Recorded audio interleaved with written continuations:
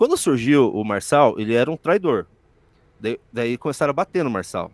Os bolsonaristas, influenciadores bolsonaristas, usando, inclusive, a desculpa que ele era o Renan que estava por trás da campanha do Marçal para atrapalhar a direita em São Paulo. Isso faz um mês, não faz muito tempo. Faz o Marçal, mês, ele era um pouco mais alinhado ao discurso de vocês até pouco tempo atrás, né? O Marçal, em 2022, ele era nem Lula nem Bolsonaro. Aí ele tirou a candidatura, ele virou Bolsonaro. E recentemente, quando ele começou a lançar a candidatura, ele mandou o presidente do partido dele ter uma reunião comigo. Eu já falei pra todo mundo, o presidente lá, o Avalanche, o cara que saiu o áudio do PC, ele foi no escritório com o meu irmão. Eu tava bêbado no dia, eu tava gravando os jingles, eu tava escrevendo as letras do jingle. Então você toma umas linhas só pra escrever a música, tava com o violão na mão. Chegou um monte de cara lá, uns dirigentes partidários, eu falei, o que eu tô fazendo aqui, velho? Que merda é essa? Aí eu conversei com o cara, eles estavam querendo aproximar a gente lá pro Marçal. Aí eu falei, cara, não é muito a nossa vibe. Ele tava trocando figurinha com o Kim também, né? Sim. E ele assim, o Marçal, ele é bem cara de pau. Ele sai mandando mensagem. Ele manda assim, Kim, me manda seu plano de governo. Kim, não, me manda aí. Acho que ele deve ter feito algum desses. Não é possível.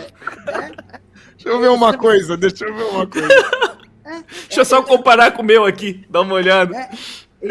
Ele deve ter feito aqueles treinamentos de coach, tipo, fale de maneira assertiva, tipo, mulher, tire a roupa, sabe? Me dê seu plano de governo, me dê.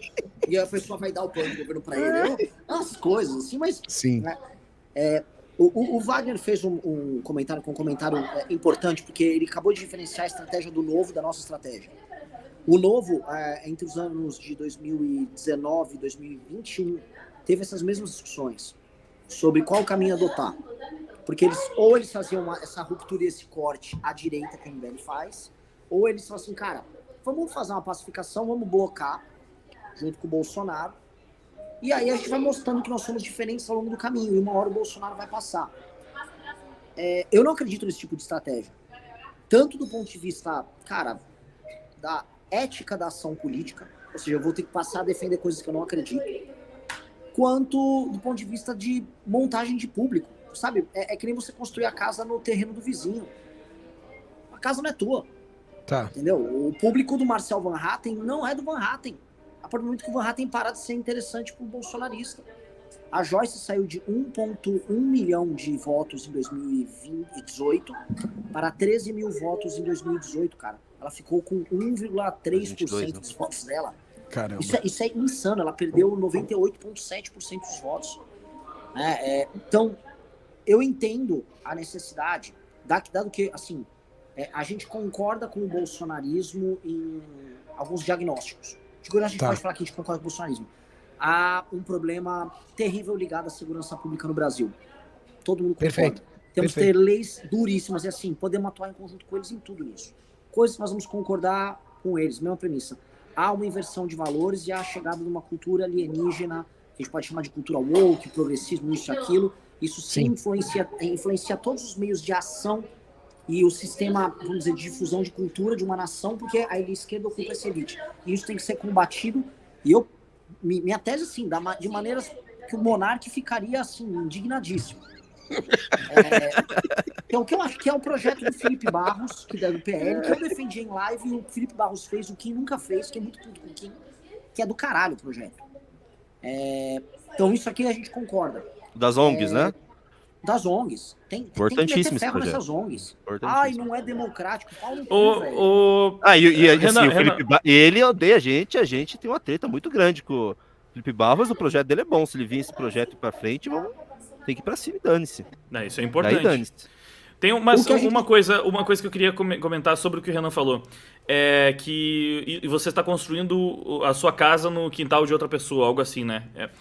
De certa forma, isso não é uma coisa que dá para dizer até, por exemplo, que o próprio Lula, ele é a figura aglutinadora da esquerda. Mas ele também é refém de uma posição ideológica geral da esquerda que se move por uma direção que não necessariamente é a dele. Porque, por exemplo, o Lula obviamente não é um woke. Basta ver que ele é um tiozão como os tiozões conservadores, fazendo piada com Pelotas, que é exportador de viado. Só que como a esquerda se moveu pra essa direção, ele precisa fingir que ele é. Mesma coisa com o Biden. O Biden não é um woke, ele precisa fingir que ele é o woke porque virou a posição do Partido Democrata. Então, assim, mesmo quando eles estão dentro do seu quintal, digamos assim, não é como se o quintal fosse deles. O quintal acaba sendo do espectro ideológico de uma forma geral. Se a esquerda lá dos Estados Unidos começou a definir que agora a esquerda tem que ser woke, e isso respinga pra cá, porque a gente tem um impacto direto da cultura de lá, e a gente entra inclusive na pauta da guerra cultural, que é o carro-chefe aqui da Liga Nerdola, o Lula aqui, que não é um woke, precisa ser também. Nem ele tem toda essa autonomia, mesmo sendo o cara da esquerda. É perfeito o que você está falando, é perfeito, porque parte da seguinte premissa. A ideia de que mesmo o líder carismático, ele vai no fim do dia depender de um determinado projeto histórico, de um determinado grupo intelectual, uma corrente de pensamento que precede ele, certo? E isso é verdade. O projeto socialista do PT e dos partidos socialistas nas Américas morreu. A real é o seguinte, houve a morte agora do peronismo / kirchnerismo na Argentina.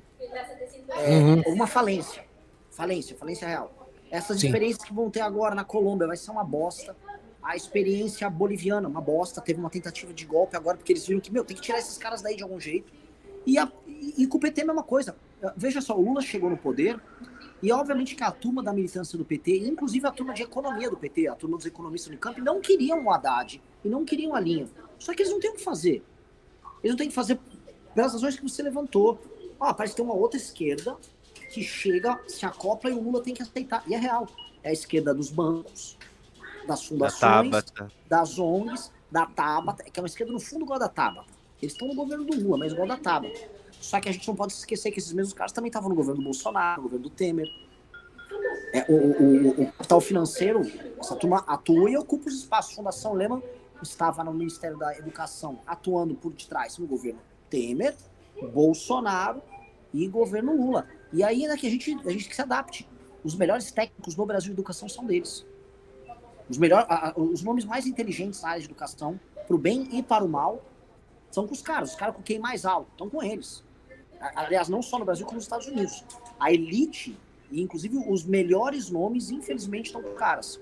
Aí a gente pode discutir por quê. Mas o ponto é assim, a cabeça o projeto Lula é um projeto esgotado. Eu acho que o que a gente está vendo aqui é um esgotamento. E aí ele está tendo que, de maneira tosca, se adaptar a isso. O nosso projeto, qual é o projeto do MBL aí, o projeto da missão, né, para falar o que nos diferencia do Bolsonaro?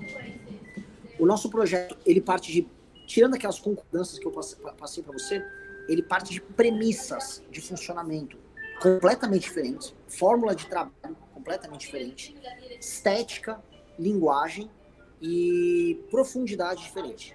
E não estou querendo falar, nós somos inteligentes. Nós não somos, tem gente inteligente no Bolsonaro. O Olavo é um dos maiores intelectuais da história do Brasil. Sim. Fato. Ninguém não fica negando aqui. Já li coisa dele, claro. Caralho. Jardim das Aflições tem coisa foda pra caralho. Sim. Já me inspirei em muita coisa dele. Até porque o Olavo falava, invista num projeto cultural, não pense na próxima eleição. É o que a gente tá fazendo. Livro Amarelo, Revista Valete, montagem de partido, é pra ter um candidato lá na frente. Eu tô fazendo o que o Olavo falou pra fazer. É que os caras do Olavo foram vender curso e virar coach. Cara, isso é uma coisa que eu já... Uma observação que eu já fiz. O MBL, de longe, assim, não tem como negar que é o grupo da direita mais organizado que tem. Vocês têm um projeto a longo prazo, projeto cultural, vocês investem em academia, formação de novas figuras, de novos agentes políticos.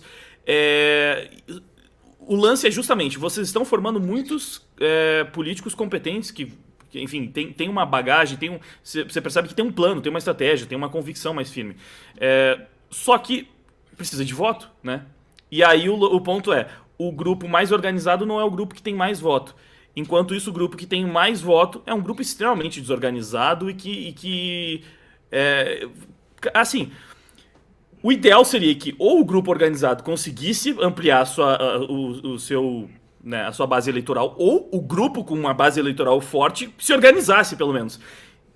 E no momento, nenhum nem outro está acontecendo tanto, certo? E aí, para a direita, acaba sendo ruim dos dois lados, né? Sim. Wagner, cara, assim, pode falar, assim, você está chegando está saindo, assim, espero que as pessoas estejam assistindo a live e entendam, assim, as perguntas para você chegar nas respostas certas, tem que fazer as perguntas certas. Sim. Eu acho que você está fazendo as perguntas certas, porque você está falando o seguinte, pô, vocês têm, a briga de vocês com o bolsonarismo está nos privando de ter a popularidade junto com a organicidade. Basicamente isso, exatamente. Se fundir essas duas coisas, você poderia ter. E eu ainda poderia colocar a gente numa posição ainda mais difícil, que é o seguinte, há um grupo na direita americana que percebeu que o movimento do Trump é uma bosta. O movimento MAGA, o Make America Great Again, o America First, é vazio. É vazio. O Trump também chegou no poder e não sabia muito o que fazer. A turma do Peter Thiel, essa turma que fez o J.D. Vance ser vice, é a turma do Musk. E essa turma, ela falou, cara, a gente não tem voto ainda. A gente tem um Musk, que nem americano é, né? Mas as ideias estão com a gente e eles estão trazendo a Elite Tech, que eles estão chamando de contra-elite. Existe a elite, né, a elite que a gente chama de elite, os nossos inimigos, os caras que vocês enfrentam são essa determinada elite cultural, acadêmica, jornalística. E eles estão fazendo uma contra-elite surgindo do Vale do Silício. Só, volto a falar, gente de QI altíssimo, os caras mais brilhantes que estão nos Estados Unidos. Inclusive, vocês viram o Zuckerberg já, né, fazendo uma inflexão pro outro lado. Sim, começou a comer carne, tomou sol, começou a abrir a cabeça. O que acontece? A formação dessa contra-elite ainda não tem voto, mas eles têm as ideias certas. E esses caras, eles se acoplaram ao Trump e fizeram o vice-Trump. No que a gente pode falar, ora, Renan, então não era mais fácil vocês reconhecerem, ora, mais fácil vocês se acoplarem? O problema é que não é assim que funciona no bolsonarismo. Não é assim, eles não conseguem aceitar essas coisas, e talvez eles aceitassem se a gente fizesse a seguinte coisa. Deixa eu comprar esse espaço, que foi basicamente o que o Peter Thiel fez com o J.D. Vance. O Musk vai ser o maior doador da campanha do Trump, e o Trump vai ouvir porque, pô, se eu não me engano, é 150 milhões de dólares só o Musk vai colocar, fora o resto da turma deles. Então esses caras vão colocar o Trump em termos de grana em pé de igualdade com os democratas. Coisa que não acontece, os democratas costumam ter mais grana nas eleições. Acho que não tem mínima condição de fazer isso. Não é do jogo. Libera metade dos 400 milhões aí, Renan. A gente não só não tem condição, como é ridícula essa posição, porque nós temos um deputado federal, um deputado estadual e um punhado de vereador. Espero que somente muito agora nessas eleições, mas é isso. Isso não é visto sequer por eles como uma coisa razoável, mas fácil eles fazerem isso com o novo, que tem grana, tem a turma do Salim Matar, mas que é uma turma que já tá na mesma linha que eles. A turma do novo, eles pegaram um partido que não foi montado por eles, que foi montado pelo Amoedo, e votaram ali como um satélite do Bolsonaro. O partido não tem personalidade. Então eu acredito que o nosso caso é sui generis. A gente vai ter que meio que fazer a coisa ao longo do caminho. Mas assumindo a sua provocação, que é uma provocação que fala assim, vocês não podem ser pouco generosos diante de um problema grande. Né? Por exemplo, segundo turno, Marçal ou Boulos? Cara, eu acho o Marçal, assim, a direita que já tinha, na minha cabeça. Não tô falando muito, Júlio, senão eu paro. Pode. Não, mas você não vai parar agora. Não para agora, que agora tá... que agora vai dar o corte do Giga depois. A gente tinha uma revolução que estava avançando. Lava Jato, Lula estava preso. A Lava Jato estava chegando em várias assembleias legislativas pelo Brasil inteiro. Imprensa envolvida. Reformas passando já no governo Temer, que era impopular, chega o Bolsonaro. Aquilo vai retroagindo. De repente, não só a revolução acabou, como hoje a galera quer seguir um coach que basicamente vai roubar a galera. É um troço, pra mim, é uma coisa inconcebível. Pra quem viveu, pra quem tava na rua em 2015, é a morte de tudo que eu vi. Eu tenho vergonha de ter feito aquilo. Eu começo a ficar tipo, porra, mano, parece que foi tudo em vão e as pessoas só queriam, mano, alterar o mindset delas. Mas as coisas são como elas são, eu já tô conformado. O que eu quero dizer? Se for pra votar no cara contra o Boulos, cara, o que eu vou falar pro público? Vota. Derrota o Boulos. Agora, se 2026 o candidato é um cara com um perfil de um cara como o Tarcísio, que conversa, e tem um cérebro melhor, é muito pouco generoso da nossa parte querer, não acho que seria ridículo da nossa parte. Cara, Renan, eu acho que o ponto é que, assim, ó, o objetivo final de todos nós aqui certamente é o mesmo. O que todo mundo aqui vai dizer que quer? Cara, eu quero que o Brasil seja governado por políticos de direita competentes e honestos. A questão é, já estamos nesse ponto? Porque se ainda não estamos, eu vou ter que ir pra lógica do mal menor. Tipo assim, então, enquanto a gente não chega lá, vamos trabalhando pra chegar lá. Mas até chegar lá, vamos tentar se fuder um pouco menos, assim, sabe? Porque Quando a esquerda ganha, acaba sendo um desastre generalizado em todos os lugares. Não estou falando agora nem só aqui do Brasil. Mas o Biden vencer foi uma coisa péssima pra gente aqui também, porque também respinga daqui. A gente pode daqui a pouco entrar na questão da guerra cultural. Se a Kamala vencer, vai ser pior, porque ela é mais woke, mais radical que o Biden e com o vice ainda mais radical. Então, cara, isso, novamente, independente do que você acha que o Trump é o cara mais qualificado, mais preparado para esse momento, ele é o cara desse momento. Precisa ser ele. Porque a gente precisa, sabe? Tipo, claro, aqui, essa nossa participação a gente não tem. Vamos ter que deixar para os americanos resolver isso. Mas no fim das contas a gente quer chegar nesse lugar, né? Só que eu quero sofrer menos até chegar lá. Acho que o ponto é esse. E muitos eleitores também provavelmente vão compactuar dessa ideia. Vamos tentar minimizar os danos até a gente chegar no ponto ideal. Perfeito. É isso aí. Quer colocar... Isso eu tô de acordo. Assim, se eu for falar para você, escancarar o que é o plano estratégico e tático do MBL, é necessariamente mostrar que nós somos diferentes dos outros ramos da direita, porque nós somos, e eu preciso que as pessoas saibam disso. E não só as pessoas de fora, eu preciso que as pessoas de dentro saibam disso. Porque se você quiser ter uma cultura interna como grupo, o seu grupo... Cara, isso é muito louco, isso inclusive é antropológico. Você se define muito mais pelas coisas que você não é do que pelas coisas que você é.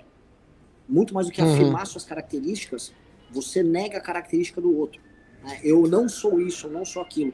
E negar certas características que a gente considera repulsiva no outro é uma forma de construção de identidade. Então, pô, o cara nosso não vai ser corrupto, a gente não vai passar pano para determinado conjunto de práticas. Não vai ter. O MBL vai ter uma certa hierarquia baseada em qualidade. Ou seja, pô, eu tenho um cara que vai querer concorrer a prefeito. Ele é o mais popular, mas ele é meio tosco. Leal, mas meio tosco. Que um outro cara... mais qualidade, cara, vamos focar na qualidade. São algumas coisas que a gente quer ter como premissa. E eu preciso diferenciar. Agora, no plano geral, volto a colocar, tem uma eleição presidencial. O MBL não tem condição de ter um cara, pra porrar na eleição. Pinta um cara como o Tarcísio, contra o Lula, ou vai ser a Janja, ou sei lá, o Haddad. É mesquinho da nossa parte. Aí é mesquinho. Só que assim, a gente tá aberto pra isso. Completamente aberto. Cara, me tratou direito, tratou a gente vai tratar a pessoa direito de volta. Só que o que a gente também aprendeu veio na porrada, a gente vai dar porrada de volta. Cara, lei de Italião, meio tratou a gente direito, cara. Puta, a gente vai ser muito respeitoso. O Tarcísio sabia, a Amanda fez mamãe falei no Tarcísio na campanha. O Tarcísio, a primeira conversa que ele teve com o Guto, ele falou, cara, você defenderia meus projetos na Lesp animalmente. O Guto é um cara pra convencimento, pra falar na Lesp muito melhor do que o... não vou citar, não vou ficar... Mas melhor do que boa parte dos caras lá, vamos colocar nesses termos. Foi natural. Pô, o Guto ia ser mesquinho do Guto. Não, tá aí, ó. Tá aí. E ainda agora, então, vocês falavam mal dele antes, agora também é assim. Mudamos a opinião. E a gente põe a vela no saco. Tratou a gente bem, foi correto. Então,